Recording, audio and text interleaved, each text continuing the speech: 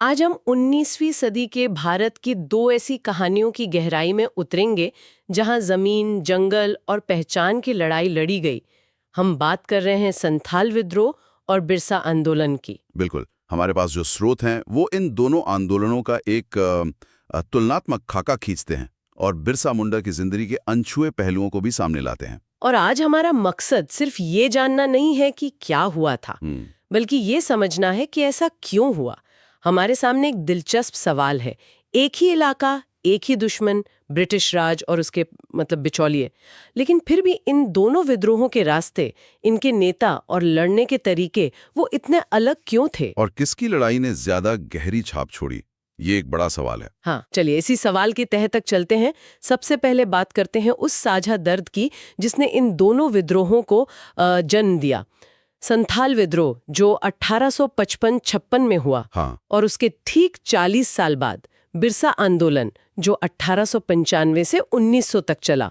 दोनों की जड़ में एक ही चीज थी। बिल्कुल, अंग्रेजों की नीतियां जो आदिवासियों की पूरी दुनिया को तहस नहस कर रही थीं।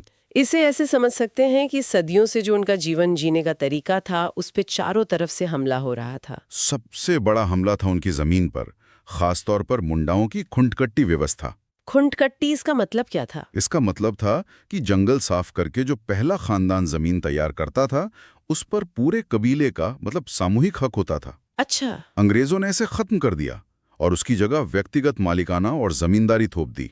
और इन्हीं जमींदारों के साथ आए दिकू यानी बाहरी लोग। हाँ, साहूकार, ठेकेदार, व्यापारी। और रातों रात आदिवासी अपनी ही जमीन पर मालिक से मजदूर बन गए। बिल्कुल। और ये सिर्फ जमीन छीनने तक नहीं रुका। एक प्रथा थी बेठ बेगारी, जिसमें उनसे बिना कोई मजदूरी दिए जबरदस्ती काम करवाया जाता था। हाँ, एक तरह की बंधुआ मजदूरी। और यही बात इसे सिर्फ एक आर्थिक लड़ाई से कहीं ज्यादा बड़ा बना देती है। एक सांस्कृतिक हमला भी हो रहा था। ईसाई मिशनरियों की गतिविधियां बढ़ रही थी। तो आदिवासियों को लगने लगा कि उनका जो सरना धर्म है, उनकी परंपराएं हैं, वो सब खतरे में हैं। बिल्कुल।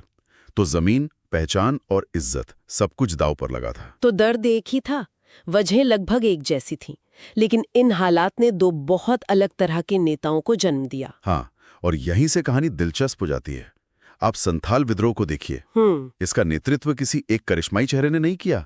4 भाई थे, सिद्धू, कान्हू, चांद और भैरव। चारों भाइयों ने मिलकर बगावत का झंडा उठाया। हाँ, ये एक तरह का सामूहिक नेतृत्व था जिसका असर भी बहुत व्यापक था। कितना व्यापक? स्रोत बताते हैं कि 400 से ज्यादा गांवों के लगभग 60,000 संथाल इस विद्रोह में शामिल हुए थे। 60,000? ये एक बहुत बड़ा आंकड़ा है। ये एक विशाल जन आंदोलन था।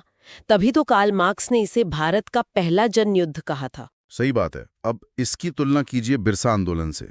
यहाँ कहानी बिल्कुल अलग है। हाँ, यहाँ कहानी एक अकेले करिश्माई शख्स के इर्द गिर्द घूमती है, बिरसा मुंडा। और उनकी अपनी कहानी भी बड़ी अनोखी है। उनका जन्म एक बेहद गरीब परिवार में हुआ, लेकिन उन्हें एक जर्मन मिशन स्कूल में पढ़ने का मौका मिला। अच्छा। वहां उनका नाम तक बदल दिया गया, बिरसा डेविड। एक मिनट, बिरसा ने मिशन स्कूल में पढ़ाई की और फिर उन्हीं के खिलाफ हो गए? ये कैसे हुआ? यही तो सबसे दिलचस्प मोड़ है। उन्होंने वहां पश्चिमी शिक्षा और ईसाई धर्म को करीब से देखा, लेकिन जल्द ही उनका मोह भंग हो गया। उन्हें महसूस हुआ कि ये मिशनरी भी उसी औपनिवेशिक व्यवस्था का ही हिस्सा है। उन्होंने ईसाई धर्म छोड़ दिया और अपनी जड़ों की तरफ लौटे। तो इस अनुभव ने उन्हें एक नई दृष्टि दी। हाँ, वो सिर्फ एक बागी नहीं, बल्कि एक विचारक और समाज सुधारक बनकर उभरे। और लोगों ने उन्हें हाथों हाथ लिया। वो धरती आबा यानी पृथ्वी का पिता बन गए। कुछ लोग तो उन्हें भगवान तक मानने लगे। और उन्होंने बिरसाइत नाम का एक नया पंथ भी शुरू किया। बिल्कुल, जो एक ईश्वर की पूजा करने, अंधविश्वास और शराब छोड़ने की बात करता था। तो फर्क साफ है।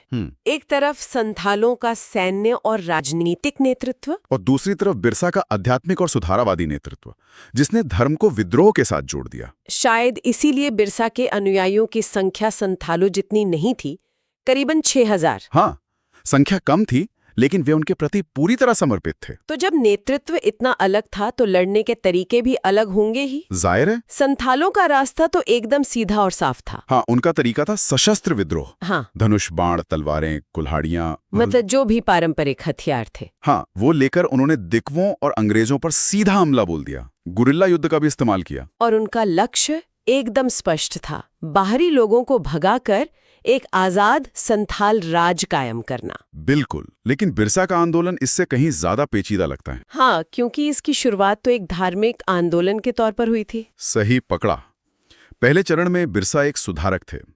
वो घूम घूम कर लोगों को अपनी संस्कृति को बचाने और सामाजिक बुराइयों को छोड़ने का उपदेश दे रहे थे। लेकिन इस धार्मिक सुधार के पीछे एक बड़ा राजनीतिक मकसद छिपा था। हाँ, जो उनके एक नारे से साफ हो जाता है। अबुआ राज एते जाना, महारानी राज टुंडू जाना। मतलब रानी का राज खत्म हो और हमारा राज स्थापित हो। ये तो सीधे सीधे ब्रिटिश सत्ता को चुनौती थी। बिल्कुल। और 1899 आते आते ये आंदोलन अपने दूसरे और सबसे आक्रामक चरण में दाखिल हुआ। उल-गुलान यानी महान हलचल। अब सुधार की बातें पीछे छूट गई और सीधी कार्रवाई शुरू हुई।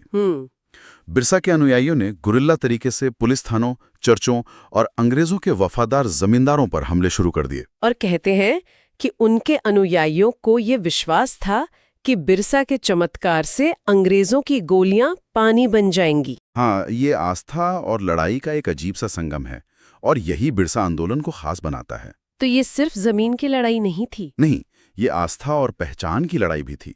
उन्होंने लोगों को सिर्फ हथियार नहीं दिए, बल्कि लड़ने की एक आध्यात्मिक वजह भी दी। तो अंजाम क्या हुआ इन दोनों विद्रोहों का? जाहिर है अंग्रेजों ने इन्हें बर्दाश्त तो नहीं किया होगा। उन्होंने इन दोनों को ही बड़ी बेरहमी से कुचल दिया। संथाल विद्रोह में अंदाजा है कि लगभग 15,000 संथाल मारे गए। 15,000? हाँ, और पूरे इलाके में मार्शल लॉ लगा दिया गया। सिद्धू और कानू को पकड़कर मार दिया गया। और बिरसा मुंडा का? बिरसा मुंडा को 1900 की शुरुआत में गिरफ्तार कर लिया गया और सिर्फ 25 साल की उम्र में 9 जून 1900 को रांची जेल में उनकी रहस्यमयी तरीके से मौत हो गई। सरकारी रिकॉर्ड में तो मौत की वजह हैजा बताई गई। हाँ, लेकिन इस पर हमेशा से सवाल उठते रहे हैं। तो इतनी बड़ी कुर्बानियों के बाद क्या सब कुछ बेकार गया? क्या इन विद्रोहों का कोई नतीजा नहीं निकला? नहीं, बिल्कुल नहीं। पहली नजर में ये भले ही नाकाम लगे, लेकिन इनका असर बहुत गहरा और दूर तक जाने वाला था। मतलब इन्होंने अंग्रेजी हुकूमत को हिला कर रख दिया था। बिल्कुल। उन्हें समझ आ गया था कि आदिवासी समुदायों को और नजरअंदाज नहीं किया जा सकता। जैसे संथाल विद्रोह के बाद सरकार को मजबूर होकर संथाल परगना नाम से एक अलग जिला बनाना पड़ा। सही। और फिर 1876 में एक काश्तकारी अधिनियम मतलब टेनेंसी एक्ट भी लाया गया, ताकि उनकी जमीनों की कुछ हद तक सुरक्षा हो सके। हाँ, और बिरसा के उल-गुलान का नतीजा तो और भी ऐतिहासिक था। उसके दबाव में अंग्रेजों को 1908 का छोटा नागपुर काश्तकारी अधिनियम यानी CNT एक्ट पास करना पड़ा। इस कानून को आज भी आदिवासी भूमि अधिकारों का मैग्ना कार्टा कहा जाता है, या एक तरह का कानूनी कवच कह सकते हैं। कानूनी कवच।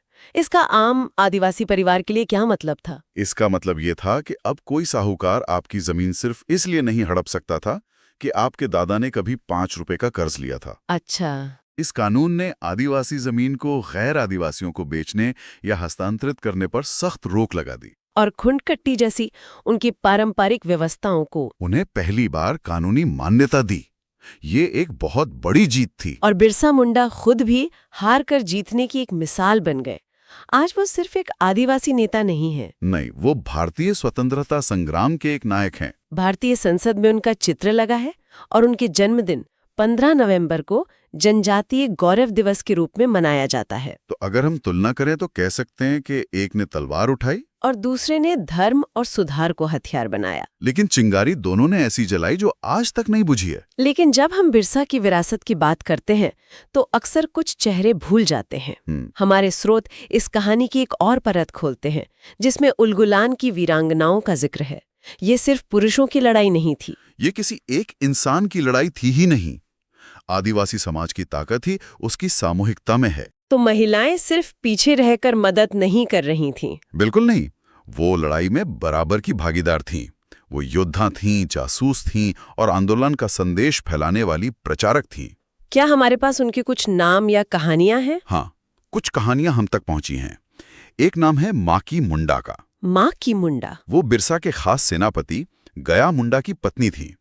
जब पुलिस गया मुंडा को पकड़ने उनके घर पहुंची तो जरा उस मंजर की कल्पना कीजिए। पुलिस दरवाजा तोड़कर अंदर आती है और सामने गया मुंडा नहीं बल्कि उनकी पत्नी माकी अपनी बेटियों थिंगी, नागी, लेम्बू और बहुओं के साथ हाथ में कुल्हाड़ी और लाठियां लिए खड़ी हैं। अरे वाह!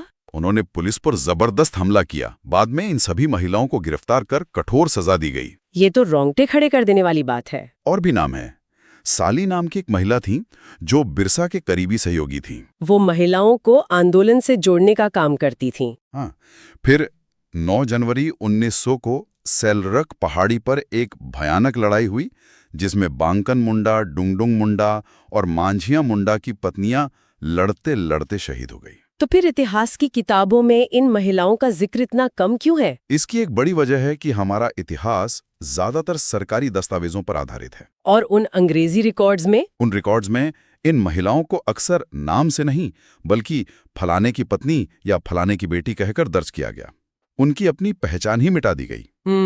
लेकिन अब मौखिक इतिहास, लोक कथाओं और डुम्बारी बुरु जैसी जगहों पर लगे स्मृति पत्थरों के जरिए उनकी कहानियों को फिर से खोजा जा रहा है। तो ये हमें याद दिलाता है कि इतिहास सिर्फ कागजों में नहीं, लोगों की यादों में भी जिंदा रहता है। बिल्कुल।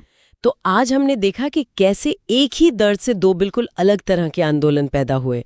संथाल विद्रोह एक सीधी सपाट सैन्य कार्रवाई थी, जबकि बिरसा आंदोलन धर्म, सुधार और राजनीति का एक जटिल मिश्रण था। और हमने उन गुमनाम महिला योद्धाओं को भी याद किया जिनके बिना उलगुलान की कहानी अधूरी है। और स्रोत ये भी साफ करते हैं कि 19वीं सदी की जल, जंगल, जमीन की ये लड़ाई इतिहास बनकर खत्म नहीं हुई है।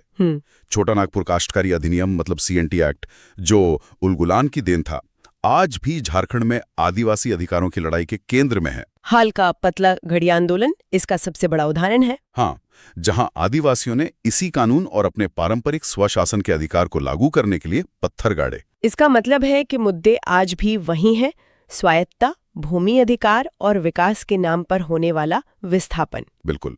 और ये हमें एक जरूरी सवाल पर लाके छोड़ता है। क्या? इन 150 साल पुरानी लड़ाइयों की जड़ों को, उनके तरीकों के फर्क को समझना आज के आदिवासी संघर्षों और उनकी पहचान के दावों को देखने का हमारा नजरिया कैसे बदल सकता है? ये एक ऐसा सवाल है जिस पर सोचना जरूरी है।